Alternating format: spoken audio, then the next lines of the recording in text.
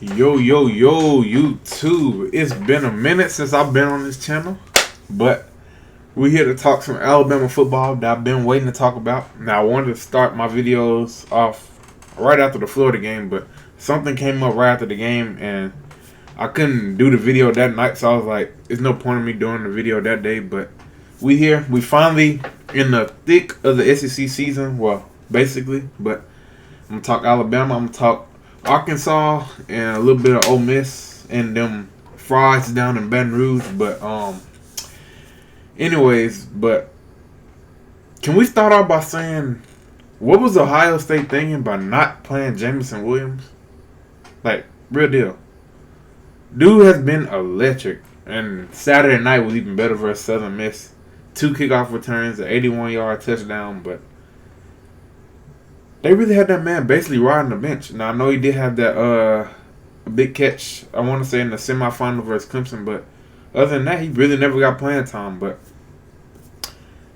when you come to Alabama and you built by Bama, things changed. He's starting to shine now. I thought Mitchie was going to be our number one receiver, but, I mean, on paper, he's our number one receiver, but if you look at the film right now, Jamison Williams is really taking over as a number one, if you want to be real. Now, I'm still waiting to see when Nick Saban's going to release JoJo Earl out on the field completely. Now, I love Slade Bolden. He's one of my favorite players. He's literally from Louisiana, where I'm from, but let's be real. JoJo Earl is a better player. Slade Bolden has left a lot of points on the board. He dropped the pass versus Florida, wide open end zone. He dropped the pass wide open. I want to say, was it Miami or Mercer? It was again. No, he dropped 2 versus Mercer. But I think it's time. I think it should be Mitchie, JoJo Earl, and Jamison Williams. But now the backfield I want to talk about, which I like Brian Robinson. I get seniority. You want to start him. Like, he's like, don't get me wrong, Brian, I love B Rob. He runs hard and everything, but I feel like Jason McClellan and Trey Sanders, they just need more opportunities. It's just in my opinion. If them dudes get more opportunities, they can break out. Now, I love Trey Sanders. He had some horrific stuff happen to him. He tore his ACL right before his freshman year. Then he got into a car accident last year. Dude, blessed to be back on the field. I'm happy to see him back on the field, but I feel like that dude need more touches. Now, I feel like he can be one of the best running backs in the SEC. That's just been my opinion ever since I seen him, his film from high school. Then I seen him a few plays this year in the last few years. I just feel like he's a little bit away. Jason McClellan, that dude, he might be next up though. But now let's talk about what really scares me, because we play Ole Miss this week, and what really, really scares me is our defense. And Pete Golden, which I still haven't changed my opinion on Pete Golden. I'm still a suspect. I still feel like we may need a new defensive coordinator. That's just my opinion. But some people think he's changed. But after what I seen versus Florida in that from the middle of the second quarter on, it showed me vibes of last year at the beginning of the year, especially when we play Ole Miss, which we got coming up this year. Which we got coming up next week. But Lane Kiffin has had what? He had a bye week this week. He's got 2 weeks to prepare for us. So you know he's bringing everything. He's coming back to Tuscaloosa for the first time on the road since he's left. And he basically has the leading, if not Bryce Young right now, Matt Corral is basically the leading candidate for Heisman. And it scares me. I'm not gonna lie. It kind of scares me. Now last year they used Kenny Yeboah and abused us as a tight end position. Now, they really haven't used the tight end that much this year, but I guarantee you, Lane Kiffin has seen a Pete Golden defense never. We barely ever cover the running backs, as you can see from last year on, and still this year, we barely cover the running backs in the flats.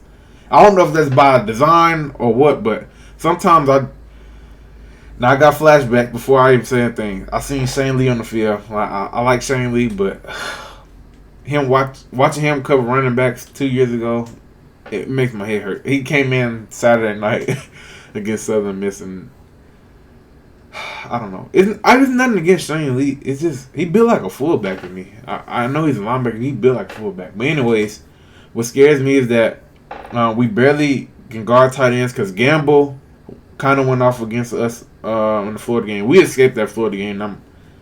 Hey, it's the beginning of the season. We got a young team. I don't care how we win, but that showed a lot of strength that game. That two-bunker version, I'm glad they what's the name kept the Emery. He took too long with the decision, but our defense, I'm kind of nervous about what Ole Miss brings to the table. It's not even about our defense. It's about Lane Kiffin's scheme and how he knows, like he literally knows the system of Nick Saban. So basically, I know he's going to use his tight end more than he has ever used in the first 2 or 3 games. He's going to use his running backs, and now Ely might have a big day versus us. I will say that, but Ole Miss actually has a decent defense this season. Now I know you might say they haven't played anybody yet, but they actually have a decent defense this year. But I still don't think they can stop Alabama. The only thing that can kill Alabama, they kill themselves, is our run game, which hasn't been up to par as a usual Alabama standard, but I think it'll get there down the line. But we're going to need it this week and next week because A&M is up next. I know A&M, but A&M has a good defense. Quarterback may not be good, but they got a good defense, and they got a pretty good run game. But Alabama through these first 4 weeks, I like what I see. I feel like they got a lot to grow on, though, especially on both sides. The D-line have a lot to grow, but Will Anderson might be the best player in college football. Y'all heard that from me. He might be the best player in college football. That dude has a motor that I've never seen in a long, long time. That dude, every play is going 100%. Now, I wish he had partner in crime, Christopher Allen, but hope that dude recovers well. But let's talk about Arkansas. Now, Arkansas, I expected them to be decent this year, but I didn't think KJ Jefferson could lead the offense the way he has this year. He kind of looked like a baby Cam Newton out there, but I mean, they beat A&M. That's a good win. They beat Texas. Two good quality wins that you wouldn't expect them to win, especially from the last few years of what they look like. Now, last year, they kind of improved, but I didn't expect them to be this kind of good this year, but now they got to prove themselves. This week they got Georgia. Big task. I don't know if it's on the road or home, but then I know they go to Ole Miss right after this week. So we really going to learn who they are, though. Because I want to say they have the toughest schedule in the SEC. Might be in the country, if not. But them, the top of the SEC right now, I think is Alabama, Arkansas, Georgia, Ole Miss, and then everybody else. LSU, I'm not sure what they are. Now, they play Mississippi State. They almost let them come back, but I still see holes in their defense, even though they're playing zone most of the time. That's basically how you stop a Mike Leach offense. Just play zone. Don't let anything behind you. That's how I've been seeing Mike Leach offenses get back over the last few weeks, or last year too.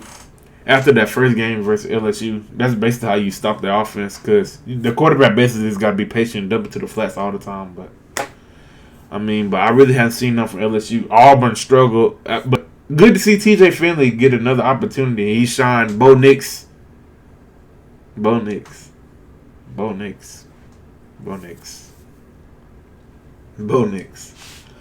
I think his days at Auburn as a quarterback are done.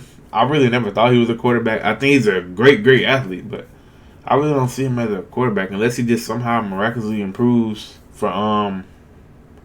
If he gets benched, I hope TJ Finley starts this week versus LSU though, and down in Death Valley. That'd be a great story especially if we can go down there and win.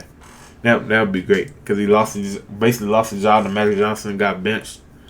If we go down to Death Valley, get him a big win versus LSU, you never know, that might change the Auburn program, but they still poverty over there. They basically kind of had a cheat over there against Georgia State. By the way. Georgia State. They allowed I want to say 200 plus yards rushing in that first half of Georgia State. It really looked ugly, but they pulled through. But this week we got 2 big games. We got Georgia versus Arkansas. I'm picking Georgia to win that game in a close one, but I'm not counting on Arkansas, especially if KJ Jefferson is healthy. Now, I know his knee got banged up, but a little backup, he ain't too bad, but KJ brings a different thing. He's a strong runner. He can pass when he needs to. But if they can open up the playbook and get some good passing game against Georgia, you never know. Now, I still don't know how good Georgia is, but I want to say Georgia is I know they're great on defense, but I still don't know because they played Clemson, and Clemson showed us basically that they don't have no offense because they lost to North Carolina State Saturday. Now it's funny how that happened. Dabo said if the college football players start to get paid, he might think about quitting. And this season they already lost 2 games before September. Never know. You might be an analyst at Alabama, buddy. But anyways, we got 2 big games this week. Arkansas versus Georgia. I'm picking Georgia in a close game, but I will not count on Arkansas. Even though I think they're going on the road because they did play last year. Yeah, they played last year in Arkansas. But Alabama versus Ole Miss. I'm telling y'all, I'm really nervous about this game. I think this is the biggest game of the year for Alabama up to date. But we are home field advantage. But Lane Kiffin has had 2 weeks. Now this might be a high scoring game. This might be a high scoring game like last year, unless our defense shows up like I want them to. Want them to. But I think they'll be more prepared this time. I'm hoping Pete Golding better not send everybody on the blitz like he does in the most random times like he did against Florida. And our DBs didn't react, especially Helms. But Helms redeemed himself this week. I know it's Southern Miss, but he redeemed himself. But I'm picking Alabama by 17. I'm expecting a game like 45-28 maybe. It may be more high scoring than that, to be honest. But I'm picking Alabama 45-28. I think it's going to be a close game throughout probably the first half or probably through the third quarter. Alabama gets a turnover or something and pulls away. But it's Bryce Young's season. I'm happy. Defense is improving, or I think is improving. I think. I thought we was improved after the Miami game. Then I seen the Miami and Mercer game. Then I seen Florida game the second half. Kind of changed my mind. Brought me flashbacks to last year's first half of the year with the defense, but I don't know. I'm still rolling with my tie. I don't care how young we are. Everybody looks vulnerable this year. Georgia looks like they don't have enough offense at times. Alabama looks like we're lacking on the defensive line. Who else? The top 3? Oregon. They play down to their opponents sometimes, but I still don't know how good Ohio State is after they got their win. But anyways, I hope y'all have a blessed day. Alabama. I don't know. We're good, but I just don't know. Have we hit our? Well, I know we haven't hit our ceiling yet. I just don't know how the potential can be. Hopefully, the potential this week is raised because I need it. Versus Lane Kiffin and everybody, but. Hope y'all have a blessed day. I will be bringing the Lakers video coming up soon. I've been holding back on that because I was waiting for the 14th roster slot to be filled. But we're going to be rocking with some more videos on here. I'm sorry I've been doing other things. But it's been your boy Letim. Hope y'all have a blessed day. Stay masked up. And peace.